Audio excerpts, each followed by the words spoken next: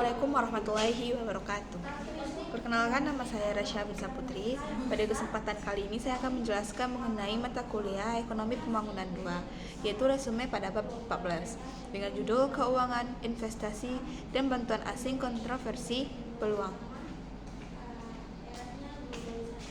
Nah, yang pertama ialah aliran sumber daya keuangan internasional. Karena mayoritas negara-negara berkembang yang bukan pengekspor minyak secara historis telah mengalami defisit pada transaksi berjalan mereka. Nah, maka pada aliran masuk bersih dari sumber daya keuangan yang kontinu menjadi bahan penting dalam strategi pembangunan dalam jangka panjang mereka. Nah, materi selanjutnya itu investasi swasta asing langsung dan perusahaan multinasional. MNC secara sederhana didefinisikan sebagai suatu korporasi atau badan usaha yang melakukan dan mengendalikan kegiatan produksi lebih dari satu negara MNC, dan sumber daya yang dihadirkan oleh mereka membawa peluang untuk unik, akan tetapi bisa berpotensi menimbulkan masalah serius bagi banyak negara berkembang tempat MNC beroperasi. Pertumbuhan investasi langsung oleh pihak swasta di negara-negara berkembang begitu pesat, memiliki bergejolak selama beberapa dasawarsa belakangan ini. Sebagai bagian utama dari globalisasi, pertumbuhan FDI muncul dalam gelombang yang senantiasa makin membesar. Pertumbuhan FDI tumbuh dari nilai tahunan, yaitu 2,4 miliar US dollar pada tahun 1962 menjadi 35 miliar US dollar pada tahun 1990, sebelum melonjak menjadi 565 miliar US dollar pada tahun 2007. Karakteristik MNC adalah ukuran mereka yang besar, pada fakta bahwa operasi dan kegiatan usaha global mereka cenderung dikendalikan oleh perusahaan individu MNC, menjadi pendorong utama pesatnya globalisasi perdagangan dunia. Nah, secara historis MNC terutama yang beroperasi di negara-negara berkembang berfokuskan pada industri ekstraktif dan primer yang terutama minyak, mineral, non-gas, dan perkebunan, di mana segelintir MNC agrobisnis terlibat dalam kegiatan pertanian berorientasi ekspor dan pengolahan makanan lokal. Nah, selanjutnya investasi swasta asing, pro dan kontra bagi pembangunan. Kebanyakan pertentangan yang terjadi bukanlah mengenai pengaruh MNC pada agregat ekonomi tradisional seperti GDP investasi, tabungan, serta tingkat pertumbuhan manufaktur, melainkan mengenai makna fundamental pembangunan ekonomi dan sosial yang terkait dengan beragam kegiatan MNC. Nah, selanjutnya ialah argumen yang menentang investasi swasta asing, yaitu memperbesar kesenjangan. Nah, yang pertama yaitu walaupun MNC memang mengendalikan sejumlah modal, mereka dapat menurunkan tingkat tabungan domestik dan investasi dengan mendistribusikan tabungan swasta. MNC juga meningkatkan sejumlah besar modal mereka secara lokal di negara berkembang, dan dalam hal ini menyebabkan semakin sedikitnya crowding out investasi perusahaan lokal. Nah, yang kedua ialah walaupun dampak awal dari investasi MNC adalah untuk memperbaiki posisi pertukaran valuta asing pada negara penerima, dampak jangka panjangnya ialah mungkin malah menurunkan pendapatan valuta asing serta setidaknya membuat peningkatan valuta asing serta menjadi semakin lebih kecil, dan akibatnya dari impor produk menengah dan barang modal yang substansial, dan akibat repatriasi laba, bunga royalty, biaya manajemen, dan dana lainnya. Yang ketiga ialah walaupun MNC memang memberikan kontribusi bagi pendapatan pemerintah dalam bentuk pajak, kontribusinya jauh lebih kecil daripada yang seharusnya disebabkan adanya konsekuensi dari pajak yang bersifat liberal, praktik penetapan harga transfer, dan yang terakhir ialah manajemen keterampilan wirausaha, ide-ide, teknologi, dan kontrak luar negeri yang diberikan oleh MNC. Mungkin hanya berdampak kecil dalam mengembangkan sumber daya lokal atas kemampuan sumber daya lokal. Yang selanjutnya menyelesaikan pro dan kontra. Mungkin argumentasi terkuat dalam mendukung MNC ialah bahwa mereka memfasilitasi transfer pengetahuan dari negara maju ke negara berkembang. Pakar teori yang menentang kegiatan MNC seringkali didorong oleh peralatan akan pentingnya kendali nasional atas kegiatan ekonomi domestik dan memainkan hubungan dominasi. Ketergantungan antara MNC yang kuat dari pemerintahan negara berkembang. Investasi portofolio swasta, manfaat dan kondisionernya. Aliran keuangan investasi portofolio swasta telah mengalami pasang surut yang dramatis selama beberapa dasar terakhir. Nah, ketidakstabilannya dan ketetapan bahwa investasi jenis ini hanya merespon perbedaan tingkat bunga global dan juga sangat bergantung pada perspektif investor atau instabilitas politik dan ekonomi, menjadikan investasi ini sebagai lanjutan yang rapuh bagi strategi pembangunan jangka menengah atau panjang. Nah, selanjutnya ialah bantuan atau pinjaman asing, perdebatan tentang bantuan pembangunan. Seperti halnya terdapat persoalan konseptual terkait definisi bantuan asing. Terdapat juga persoalan pengukuran dan konseptual dalam perhitungan aliran bantuan perkembangan aktual.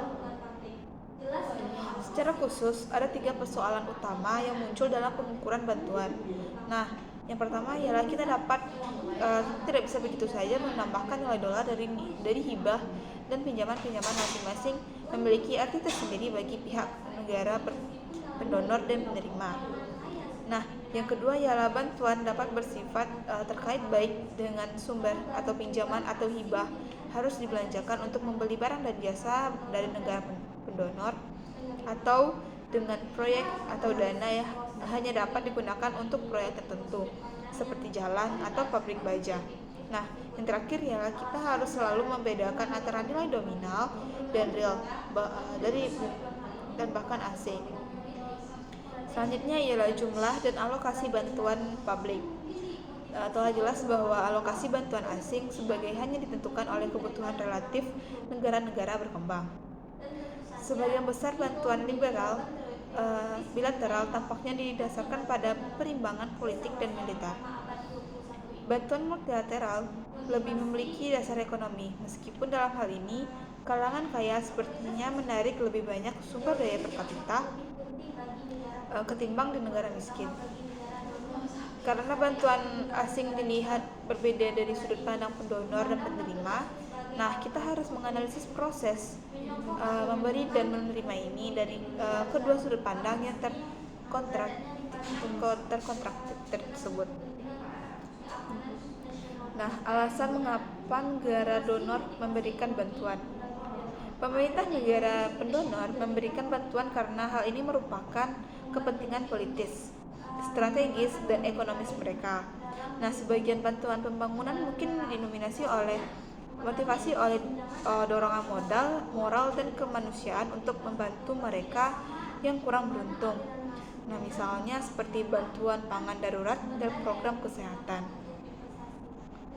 Dan tentu saja ini telah menjadi jawaban retoris mengenai mungkin meningkatnya bantuan dalam dasawarsa pertama pada abad 21 ini. Motivasi ekonomi model.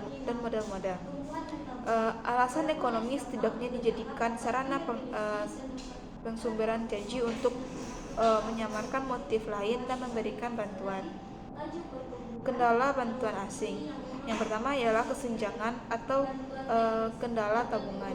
Dimulai dengan suatu identitas atau ketidaksamaan di mana aliran masuk modal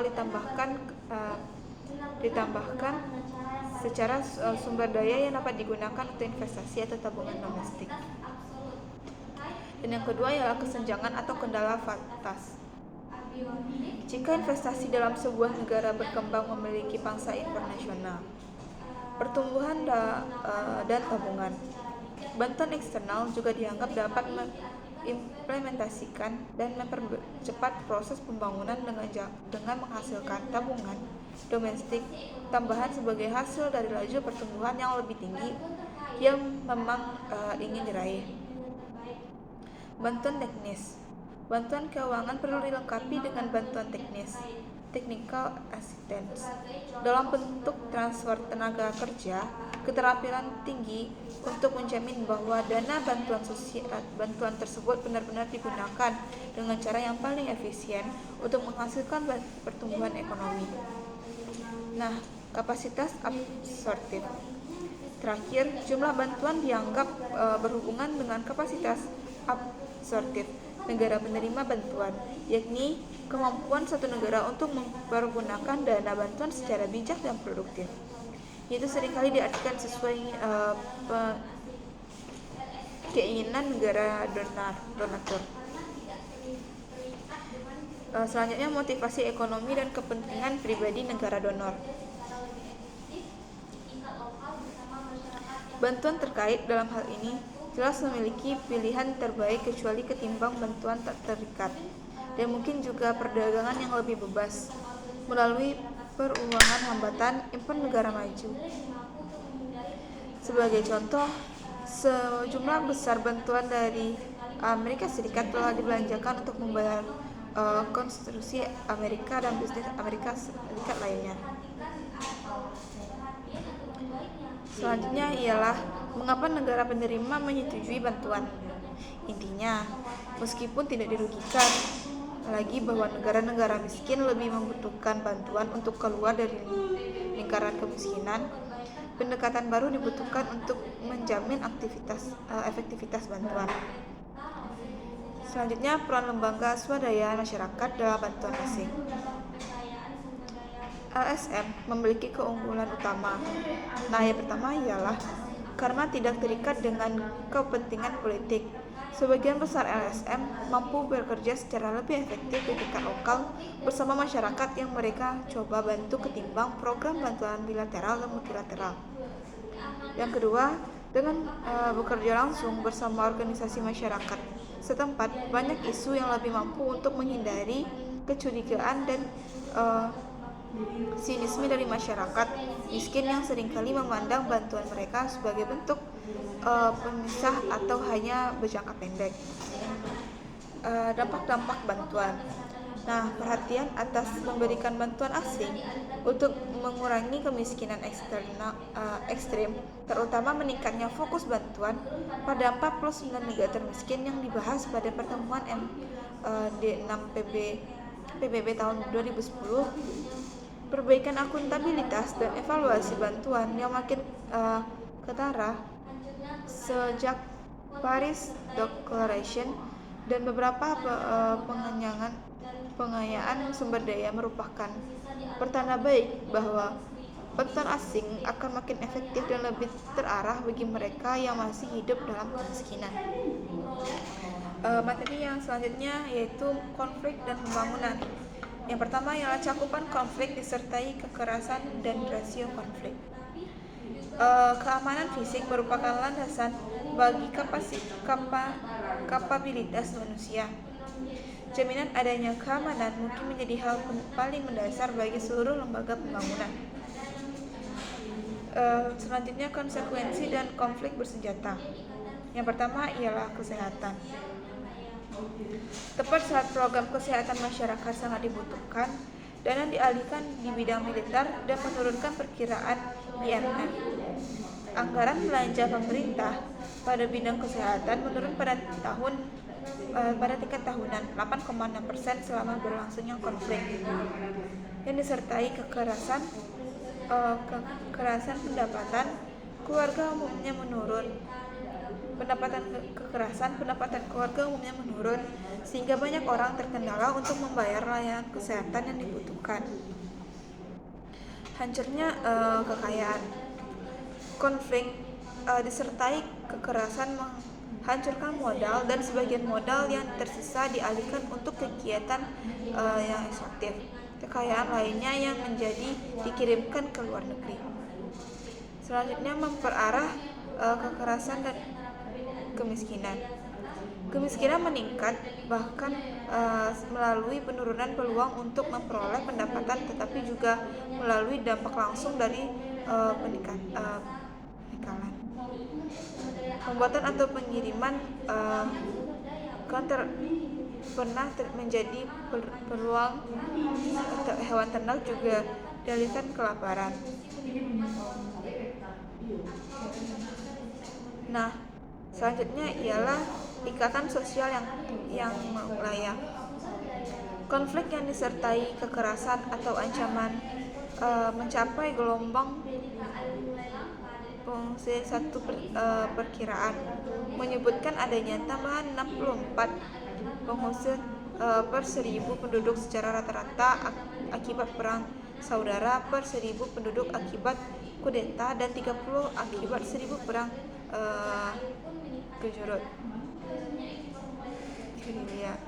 gerilya. Penyebab konflik bersenjata dan faktor rasio konflik. Yang pertama ialah ketimpangan horizontal. Frances Stewart mengumumkan bahwa keberadaan ketimpangan horizontal utama atau ketimpangan antara kelompok dengan identitas budaya berbeda secara signifikan meningkatkan rasio konflik. Dalam pemilikan ini merupakan kombinasi antara perbedaan budaya serta ketimpangan politik dan ekonomi yang berbeda dalam batasan-batasan budaya, yang setidaknya sebagian menjelaskan terjadinya konflik yang disertai kekerasan di negara lain. Selanjutnya ialah sumber daya untuk kebutuhan dasar. Kelangkaan sumber daya untuk memenuhi kebutuhan dasar terutama langkanya pangan, lahan subur, dan air dapat kontribusi menimbulkan konflik atau memperbesar mikrokonflik. Nah, selanjutnya ialah perebutan untuk menguasai sumber daya alam yang bisa diekspor. Sumber daya yang biasanya tidak dianggap sebagai komoditas ekspor juga bisa memicu konflik. Ketika air mulai langka dengan permasalahan yang terjadi sekarang, yaitu berkurangnya sumber air tawar, menurunnya air tanah, salinasi, dan ancaman persoalan di mana mendatang akibat perubahan iklim, harga air pun meningkat dan pada gilirannya ekspor air mulai terjadi. Selanjutnya ialah resolusi dan pencegahan konflik bersenjata, yaitu pentingnya kelembagaan. Dengan adanya kesadaran risiko ini, sekali lagi cara yang terakhir yang dilakukan pihak oposisi adalah dengan melakukan kekerasan, kecuali pihak penguasa mampu mematuhi kesepakatan yang telah disetujui, yaitu kesulitan untuk melakukan hal tersebut merupakan bentuk dan apa yang disebut masalah komitmen solusi. Solusinya disebut dengan aliran komitmen.